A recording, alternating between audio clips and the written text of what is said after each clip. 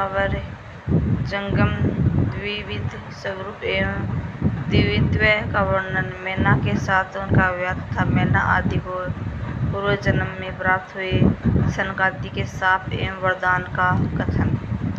नारद जी ने कहा, ब्रह्मा पिता के यज्ञ में अपने शरीर का परित्याग करके दक्ष कन्या जगदम्बा सती देवी किस प्रकार गिरिराज हिमालय की पुत्री हुई।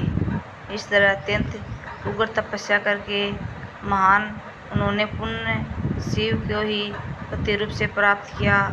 यह मेरा प्रश्न है, आप इस पर भलीभांति और विशेष रूप से प्रकाश डालिए। ब्रह्मा जी ने कहा, मुनि नारद, तुम पहले पार्वती की माता के जन्म, विवाह और अन्य भक्तिवर्धक पावन चरित्र सुनो। मुनि श्रेष्ठ, उत्तर दिशा में पर्वतों का राजा हिमवान नामक महान पर्वत है, जो महान तेजस्वी और समृद्धिशाली है। उसके दो रूप स्वरूप हैं, एक स्थावर और दूसरा जंगम। मैं संक्षेप में उसके सूक्ष्म स्वरूप का वर्णन करता हूँ।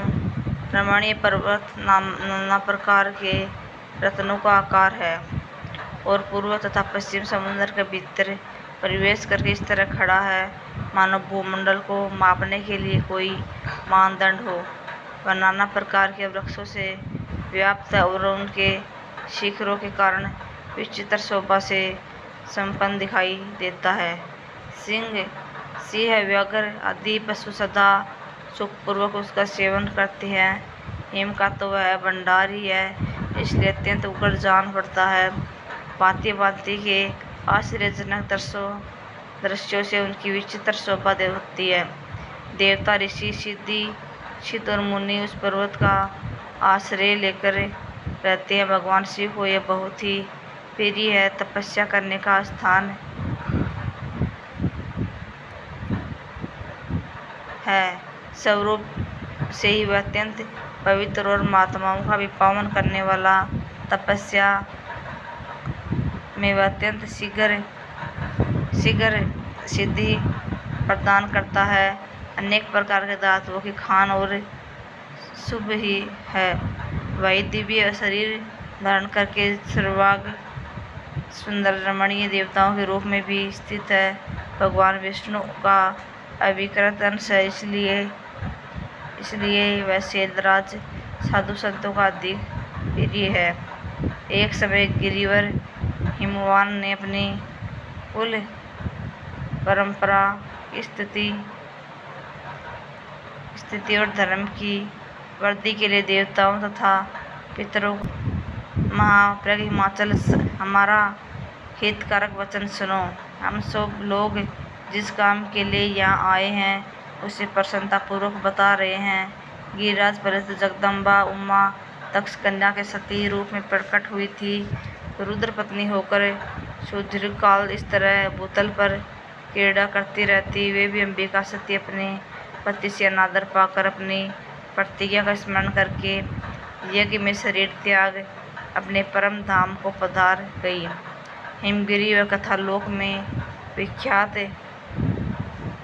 अपनी कुल परंपरा की स्थिति और धर्म की वृद्धि के लिए देवताओं तथा पितरों का हित करने की अभिलाषा से अपना विवाह करने की इच्छा की। मुनीश्वर उस अवसर पर संपूर्ण देवता अपने स्वार्थ का विचार करके दिव्य पितरों के पास आकर उनको प्रसन्नतापूर्वक बोले। देवताओं ने कहा, पितरों, आप सब लोग प्रसन्नचित्त होकर हमारी बात सुने और देवी देवताओं का कार्य सिद्ध करना आपको भी अभिष्ट हो तो शीघ्र वैसा ही करें। आपकी ज्येष्ठ पुत्री जो मैना नाम से प्रसिद्ध है, वह मंगल रूपिणी है। उसका विवाह आप लोग अत्यंत प्रसन्नतापूर्वक हिमवान पर्वत से कर दें। ऐसा करने पर आप सब लोग को सर्वथा महान लाभ होगा और देवताओं के दुखों का निवारण भी पग पग पर होता रहेगा। देवताओं की बात सुनकर पितरों ने परस्पर विचार करके स्वीकृति दे दी और अपनी पुत्री मैना को विधि पूर्वक हिमालय के हाथ में दे दिया। उस परम मंगलमय विवाह में बड़ा उत्सव मनाया गया। मुनीश्वर नारद मैना के साथ हिमालय के शुभ विवाह का यह सुखद प्रसन्न मैंने अपने प्रसन्नतापूर्वक कहा। नारद जी ने कहा, विधि विद्वान अब आदरपूर्वक मेरे सामने मैना की उत्पत्ति का वर्णन कीजिए। उसे किस प्रकार साप प्राप्त हुआ वह कई और संदेह का निवारण कीजिए। ब्रह्मा जी बोले, मुनि में अपना दक्ष नामक जिस पुत्र की पहले चर्चा की, उनकी 60 कन्याएं हुई थी जो सृष्टि की उत्पत्ति के कारण बनी मूर्ति थी। उनमें से ज्येष्ठ पुत्री का नाम मैना था। मजली धन्य के नाम से प्रसिद्ध थी और सबसे छोटी कन्या का नाम कलावती था। ये सारी कन्याएं पितरों की मानसी पुत्रियां थीं। उनके मन में से प्रकट हुई इनका जन्म किसी माता के गर्भ से नहीं हुआ था, अतएव ये अनयोजना के केवल लोक व्यवहार से सवदा की पुत्री मानी जाती थी। इनके सुंदर नामों का कीर्तन करके मनुष्य संपूर्ण अभीष्ट को प्राप्त कर लेता है। ये सदा संपूर्ण जगत की वंदनीय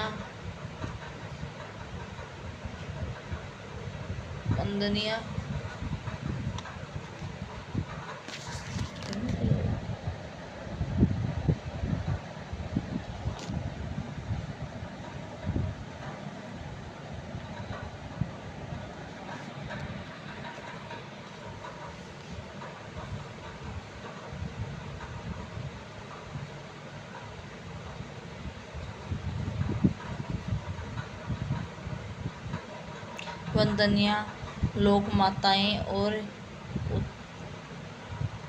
उत्तम अभ्युदय से सुशोभित रहती हैं। सबकी सब परम योगिनी, ज्ञान निधि तथा तीनों लोकों में सर्वत्र जा सकने वाली है। मुनीश्वर, एक समय वे तीनों बहनें भगवान विष्णु के निवास स्थान श्वेतद्वीप में उनका दर्शन करने के लिए गई।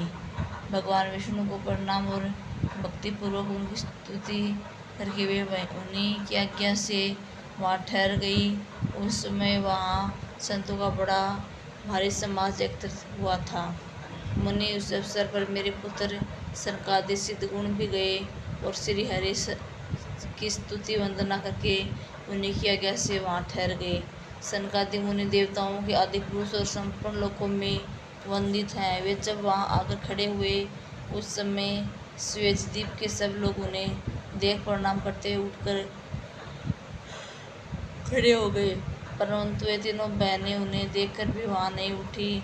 इससे सनत कुमार ने उन्हें स्वर्ग से दूर होकर नर स्त्री का शाप दे दिया और फिर प्रार्थना करने पर वे प्रसन्न हो गई और बोले। संत कुमार ने कहा, पितरों की तीनों कन्याएं, तुम प्रसन्नचित्त होकर मेरी बात सुनो। ये तुम्हारे शोक का नाश करने वाली और सदा ही तुम्हें सुख देने वाली हैं। तुमने जो श्रेष्ठ भगवान विष्णु अश्वभूत हिमालय गिरी की पत्नी हो, उस समय जो कन्या होगी वह पार्वती के नाम से विख्यात होगी। पितरों की दूसरी प्रिय कन्या योगिनी धन्या राजा जनक की पत्नी होगी और उसकी कन्या के रूप में माँ लक्ष्मी अवतीर्ण होगी, जिसका नाम सीता होगा। इस प्रकार पितरों की छोटी पुत्री कलावती द्वापर के अंतिम भाग में परशुभानु वैश्य की पत्नी होगी और उनकी प्रिय पुत्री राधा के नाम से विख्यात होगी। योगिनी मेनका पार्वती जी के वरदान से अपने पति के साथ उसी शरीर से कैलाश नामक परम पद को प्राप्त हो जाएगी। धन्या तथा उनकी पत्नी जनकुल में उत्पन्न हुए जीव मुक्त महायोगी राजा शीर्षध्वज लक्ष्मी स्वरूपा सीता के प्रभाव से बैकुंठ धाम जाएगी। वर्षभानु के साथ वैवाहिक मंगल कृत्य संपन्न होने के कारण जीव मुक्त योगिनी कलावती भी अपनी कन्या राधा के साथ गोकुल धाम में जाएगी। इससे संशय है कि विपत्ति में पड़े बिना कहाँ इनकी महिमा प्रकट होगी और उत्तम कार्य करने वाली पुण्यात्मा पुरुषों का संकट जब टल जाता है तो उन्हें दुर्लभ सुख की प्राप्ति होती है। अब तुम लोग प्रसन्नतापूर्वक मेरी दूसरी बात भी सुनो, जो सदा सुख देने वाली है। मैना की पुत्री जगदम्बा पार्वती देवी अत्यंत दुस्सह तप करने भगवान शिव की प्रिय पत्नी बनेगी। धन्या की पुत्री सीता भगवान श्री राम जी की पत्नी होगी और लोकाचार का आश्रय ले श्री राम के साथ विहार करेगी। साक्षात लोकों धाम में निवास करने वाली राधा की कलावती की पुत्री होगी, वे गुप्त स्नेह में बंधकर श्री कृष्ण की प्रियतमा बनेगी। ब्रह्मा जी कहते हैं, नारद इस प्रकार सांप के ब्याज की दुर्लभ वरदान देकर सबके द्वारा प्रशंसित भगवान संत कुमार मुनि भाइयों सहित वही अंदर ध्यान हो गए। अतः पितरों की मानसी व तीनों बहनें इस प्रकार आराधन की विधि बता स्वयं भी एक सुंदर स्थान में जाकर उनकी स्तुति करना। नारद जी बोले, महामते, आपने नैना के पूर्व जन्म की यह शुभ एवं अद्भुत कथा कही है। उनके विवाह का प्रसंग भी मैंने सुन लिया है। अब आगे का उत्तम चरित्र का वर्णन कीजिए। ब्रह्मा जी ने कहा, नारद जी, जब मैना के साथ विवाह करके हिमवान अपने घर को गए, तब तीनों लोकों में बड़ा भारी उत्सव मनाया गया। हिमालय भी अत्यंत प्रसन्न हो मैना के साथ अपने सुखदायी सदन में निवास करने लगे। मुने उस समय श्री विष्णु आदि समस्त देवताओं और महात्मा मुनि गिरिराज के पास गए। उन सब देवताओं को आया देख महान हिमगिरि ने प्रशंसापूर्वक उन्हें प्रणाम किया और अपने भाग्य की सराहना करते हुए भक्ति भाव से उनका सबका आदर सत्कार किया। हाथ जोड़कर मस्तक झुकाकर वे बड़े प्रेम से स्तुति करने को उद्यत हुए। शीलराज के शरीर में महान रोमांच हो आया। उनके नेत्रों से प्रेम के आंसू बहने लगे। मुने हिमशैल ने प्रसन्न मन से अत्यंत प्रेम पूर्वक प्रणाम किया और विनीत भाव से खड़े हो श्री विष्णु आदि देवताओं से कहा। हिमाचल बोले, आज मेरा जन्म सफल हो गया है। मेरी बड़ी भारी तपस्या सफल हुई। आज मेरा ज्ञान सफल हुआ और आज मेरी सारी क्रियाएं सफल हो गई। आज मैं धन्य हुआ, मेरी सारी भूमि धन्य हुई, मेरा कुल धन्य हुआ, मेरी स्त्री तथा मेरा सब कुछ धन्य हो गया। इसमें संशय नहीं है, क्योंकि आप सब महान देवताओं एक साथ मिलकर एक ही समय यहाँ पधारे हैं। मुझे अपना सेवक समझकर प्रसन्नतापूर्वक उचित कार्य के लिए आज्ञा दें। हेमगिरि का ये वचन सुनकर वे सब देवता बड़े प्रसन्न हुए और अपने कार्य की सिद्धि मनाते हुए बोले, देवताओं ने कहा है, महाप्रज्ञ हिमाचल, हमारा हितकारक वचन सुनो। हम सब लोग जिस काम के लिए आए हैं उसे प्रसन्नतापूर्वक बता रहे हैं। गिरिराज पहले तो जगदम्बा उमा दक्ष कन्या सती के रूप में प्रकट हुई थी और रुद्र पत्नी होकर सुदीर्घ काल तक इस भूतल पर क्रीड़ा करती रही। वे भी अंबिका सती अपने पिता से अनादर पाकर अपनी प्रतिज्ञा का स्मरण करके यज्ञ में शरीर त्याग अपने परम धाम को पधार गई। हिमगिरि वह कथा लोक में विख्यात है और तुम्हें भी विदित है। यदि वे सती पुनः तुम्हारे घर प्रकट हो जाए तो देवताओं को महान लाभ हो सकता है। ब्रह्मा जी कहते हैं, श्री विष्णु आदि देवताओं को यह बात सुनकर गिरिराज हिमालय मने मन प्रसन्न हुआ आकर आदर से झुक गए और बोले, प्रभु, ऐसे हो तो बड़े सौभाग्य की बात है। तदनंतर वे देवताएं उन्हें बड़े आदर से उमा को प्रसन्न करने की विधि बताकर स्वयं सदाशिव पत्नी उमा की शरण में गए। सुंदर स्थान में स्थित हो समस्त देवताओं ने जगदम्बा का विस्मरण किया और बारंबार प्रणाम करके वे वहां श्रद्धापूर्वक उनकी स्तुति करने लगे।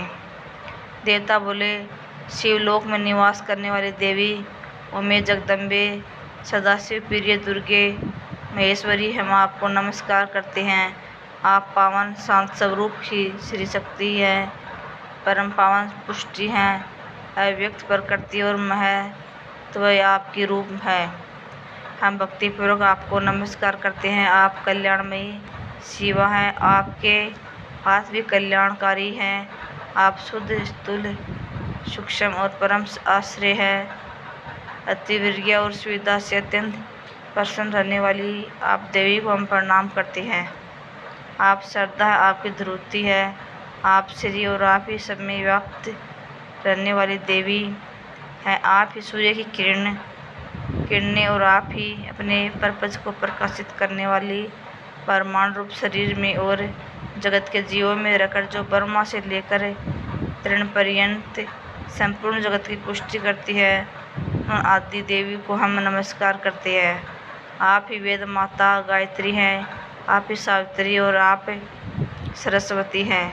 आप ही संपूर्ण जगत के लिए वार्ता नामक वर्ती है और आप ही धर्म स्वरूपा वेदत्रयी हैं। आप ही संपूर्ण भूतों में निंद्रा बनकर रहती है, उनकी क्षुधा और तृप्ति आप ही है।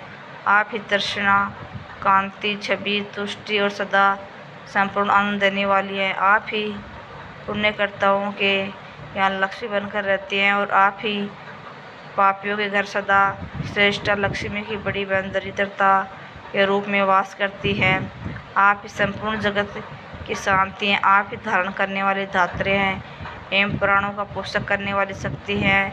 आप ही पांच भूतों के सार तत्व को प्रकट करने वाली तत्व स्वरूपा है। आप ही नीतियों के रीति तथा व्यवसाय रूपिणी हैं। आप ही सामवेद की गति है, आप ही ग्रंथि है, आप ही यजुर मंत्रों की आहुति है। ऋग्वेद की मात्रा तथा अर्थवेद की परम गति भी आप है, जो प्राणियों को के नाक, कान, नेत्र, मुख, भुजा, वक्ष स्थल और हृदय में धरती रूप से सदा उनके लिए का विस्तार करती हैं, जो निंद्रा के रूप में संसार के लोगों को अत्यंत सुभग प्रतीत होती है। वे देवी उमा जगत की स्थिति एवं पालन के लिए हम सब पर